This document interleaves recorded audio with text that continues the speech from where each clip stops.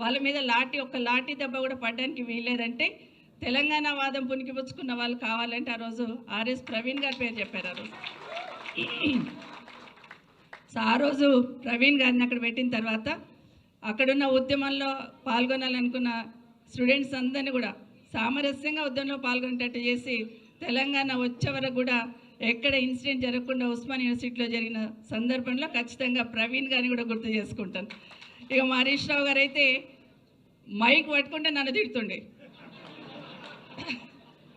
మాకు home minister ఇచ్చున్నారు, నెత్తి మీద టోపీ లేదు, చేతిలో లాఠీ లేదు అని తిడుతుండేము అంటే మళ్ళీ లోపలికి వచ్చి అక్క ఎట్లన్నా కానీ ఇట్లా ఉద్యమం నడిపిస్తున్నాం చూడు, జర చూసుకో అని చెప్తుండే నాకు.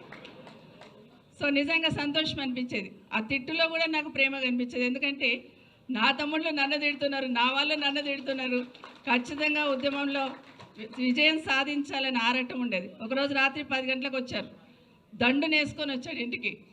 సరే వచ్చాడు కదా, లోపలికి వచ్చి కొంచెం కాఫీ తాగి లంచ్ టైం డిన్నర్ టైంకి వచ్చిన భోజనం చేస్తాము అంటేను, లేదక్క నా భోజనం తెచ్చుకున్న గేట్ కాడ కూర్చొని తింటా ఈరోజు నా నిరసన అన్నాడు. రాత్రి 10 గంటలకు మా ఇంటి ముందు గేట్ ముందు కూర్చొని తింటానంటాడు. తింటాను ఇక్కడే కానీ కొంచెం తొక్కుంటే పంపియక్క, కారం ఉంటే పంపి తింటాను అన్నాడు. సో అట్లా ఉద్యమం నడుస్తున్నప్పుడు కూడా అనుబంధాలు ఒక్కొక్క సంఘటన గుర్తు చేసుకుంటే ప్రతి సంఘటనను కూడా ఉద్యమానికి అనుకూలంగా మర్చుకున్నారు కేసీఆర్ గారు. అది చాలా గొప్పతనం. 14F అని ఉండేది. 14F ఇంప్లిమెంట్ చేస్తే తెలంగాణ బిడ్డలకు అన్యాయం జరుగుతుందని దాని ఒక ఉద్యమంలాగా తీసుకున్నారు. ఆ రోజు తెలంగాణ ఉద్యమంలో పెద్ద ఎత్తున తీసుకొని యువతనంతా ఇన్వాల్వ్ చేసి 14F తీసేసేంత వరకు కూడా ఉద్యమాన్ని చేస్తున్నారు ఆ రోజు. అదే కాకుండా బతుకమ్మను బోనాలను కూడా ఉద్యమంలో భాగస్వామ్యం చేసి తెలంగాణ ఉద్యమాన్ని నడిపించారు కేసీఆర్ గారు. నిజంగా ఈరోజు ఆలోచిస్తూ ఉంటే ప్రాణం పోయినా పర్లేదు తెలంగాణ రావాలని ఏదైతే కేసీఆర్ గారు అనుకున్నారో, ఆ రోజు నీమ్స్లో అందరూ చెప్తున్నారు, డాక్టర్స్ అందరు ఎవ్రీడే చూసే వాళ్ళం ఎట్లా ఉన్నారు ఏమున్నారు కేసీఆర్ గారు అన్నప్పుడు చాలా కష్టంగా ఉంది, ఆరోగ్యం బాగాలేదు, లాస్ట్ ప్రాణం పోయినా పర్లేదు అంటున్నారు, మీరెవరైనా ప్రభుత్వం నుండి వచ్చి చెప్తే బాగుంటుంది అన్నప్పుడు నన్నే పంపించారు కేసీఆర్ గారి దగ్గరికి. నేను కేశవరావు గారు ఇంకా కొంతమంది వెళ్ళినట్టున్నాం. ఆ రోజు వెళ్ళినప్పుడు నిజంగానే కళ్ళల్లో ప్రాణాలు ఎప్పుడు పోతుందో అన్నట్టు అంత దీనంగా బెడ్ మీద చూసినప్పుడు బాధ అనిపించింది. అన్న మీరు విరమించండి నిరాహార దీక్ష అంటే, ప్రాణం పోయినా పర్లేదు కానీ నేనైతే దీక్ష విరమించను, మీరు పైకి ఇన్ఫార్మ్ చేయండి, తెలంగాణ వస్తే చాలు, నాకు ఈ పార్టీ వద్దు, ఉద్యమం వద్దు, నాకు పేరు కూడా వద్దమ్మా, తెలంగాణ రాష్ట్రం వస్తే చాలన్నారు. కానీ ఆ రోజు పోస్ట్పోన్ చేసిన సందర్భంలో శ్రీకృష్ణ కమిటీ అని ఫామ్ చేశారు.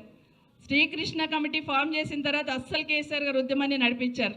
అందరిని ఇన్వాల్వ్ చేశారు, అన్ని పార్టీలను ఇన్వాల్వ్ చేశారు, అన్ని సంఘాలను ఇన్వాల్వ్ చేశారు, అన్ని కులాలను ఇన్వాల్వ్ చేసి సకల జనులను అందరిని ఇన్వాల్వ్ చేసి తెలంగాణ రాష్ట్రాన్ని సాధించే దిశగా పోయిన సందర్భంలో చాలామంది అమరులై ఉన్నారు. వాళ్ళందరి త్యాగం కూడా ఎప్పటికీ మర్చిపోము, ప్రతిసారి వాళ్ళని గుర్తు చేసుకుంటుంటాం. సో సకల జనుల సమ్మెను ఒకసారి చేసి సాగర హారం అని చేసినప్పుడు నిజంగా ఆ రోజున్న ముఖ్యమంత్రి గారు సాగర హారం పర్మిషన్ ఇద్దాం అనుకున్నప్పుడు చుక్కా రామయ్య గారు కానీ నాగేశ్వరరావు ఎమ్మెల్సీ గారు కానీ చాలామంది సోదరులు మాట్లాడినప్పుడు పర్మిషన్ ఇవ్వడానికి వీల్లేదన్నప్పుడు తెలంగాణ వాదిగా నేను కొంచెం అడిగాను, పర్మిషన్ ఇవ్వండి అన్నా ఏం పర్వాలేదు స్మూత్గా చేసుకుంటారు అన్నప్పుడు, ఎక్కడ చిన్న గొడవైనా నువ్వు రాజీనామా చేయాలమ్మా అన్నారు ఆ రోజు ముఖ్యమంత్రి గారు. దాన్ని కూడా కన్విన్స్ చేసుకొని పోతే నిజంగానే ఆ రోజు ప్రోగ్రామ్ అయితే 11 గంటల వరకు హైదరాబాద్లో ఎక్కడ చూసినా తెలంగాణ బిడ్డలు తెలంగాణ వాదులే ఉప్పెనలాగా ఉరికొస్తూ ఉంటే నిజంగా వణికిపోయినారు ఆ రోజున ప్రభుత్వం.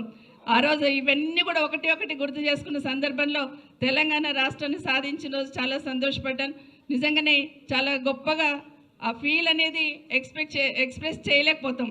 అదే కాకుండా మొదటిసారి తెలంగాణ రాష్ట్రంలో అసెంబ్లీ స్టార్ట్ అయినప్పుడు నేను బాధపడ్డాను, ఎందుకంటే నేను అందులో నేను భాగస్వామ్యం కాలేకపోయానని.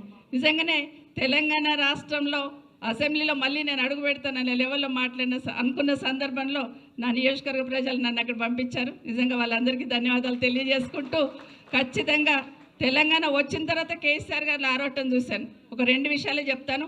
ఒకటి, కాళేశ్వరం లాంటి ప్రాజెక్ట్ కట్టున్నారు కేసీఆర్ గారు. ఈరోజు దాన్ని ఎట్లాగో విఫల ప్రాజెక్ట్ అని చేసే ప్రయత్నం చేస్తూ ఉన్నారు.